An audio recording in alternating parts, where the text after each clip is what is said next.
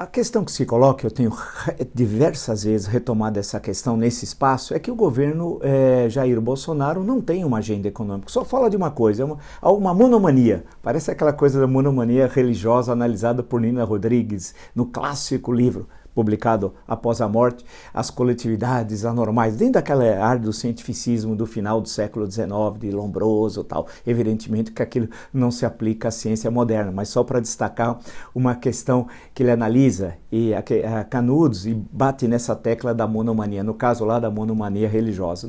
Aqui no Brasil hoje, nós estamos quase que vivendo uma situação parecida, a monomania da reforma da Previdência, que ela vai resolver tudo. E eu tenho acentuado diversas vezes, ainda bem que vozes econômicas têm reforçado isso, que não basta até a reforma da Previdência que vai resolver tudo, só a reforma da Previdência. Ontem no jornal O Estado de São Paulo, Afonso Celso Pastore, ex-presidente do Banco Central lá no governo Figueiredo, na página B8 no Caderno de Economia, destaca também essas questões. Lembra que nós já citamos nesse espaço o relatório da sua consultoria sobre a situação apontando a recessão tecnicamente é com 2 trimestres consecutivos tem crescimento negativo.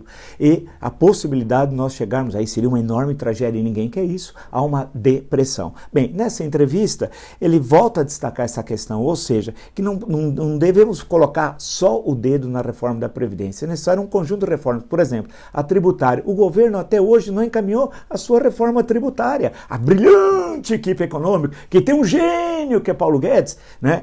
Ela não é ruim a equipe econômica, mas não é tão brilhante como se fala. E o Paulo Guedes não é o gênio da raça, mas também não é um péssimo economista. Vamos colocar as coisas como é que são, efetivamente são.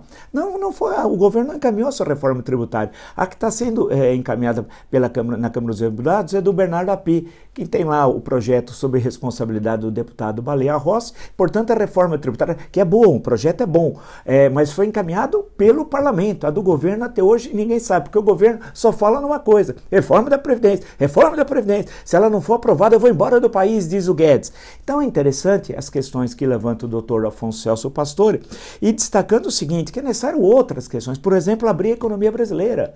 Isso, concorrência.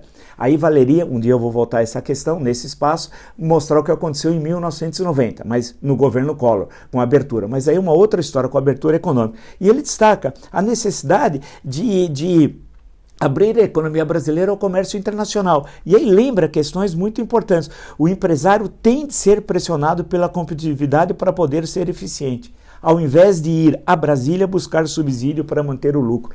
Isso aqui é essencial que ele falou. Poxa, renúncia fiscal, sabe quanto anual da União de renúncia fiscal? 300 bilhões de reais. 300 bilhões de reais. Se você multiplicar por 4 anos, dá 1,2 trilhão, que é o que originalmente o Ministério da Economia pretende, ou pretendia, depende do verbo, economizar com a reforma da Previdência. Então, quando ele está destacando isso aqui, isso é fundamental. Ele lembra que a articulação política do governo é desanimadora, etc, etc, mas insisto, a necessidade de conhecermos uma visão macro por parte do governo. O governo só está falando economicamente só em reforma da Previdência. Não consegue articular a reforma da Previdência com outras reformas, com outros projetos, apresentando uma visão econômica do que vai fazer a curto e médio prazo no Brasil. E isso tem reflexo aonde? Na expectativa do empresariado, na avaliação do empresariado, na avaliação do cidadão, independente se votou ou não no Bolsonaro, e principalmente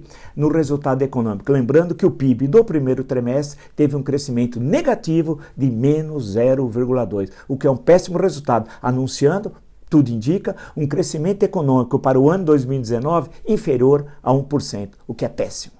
Se você gostou desse vídeo, se inscreva no meu canal, no YouTube, Blog do Vila, Marco Antônio Vila, ative as notificações, curta esse vídeo, coloque seus comentários aí embaixo, apresente sugestões. Até!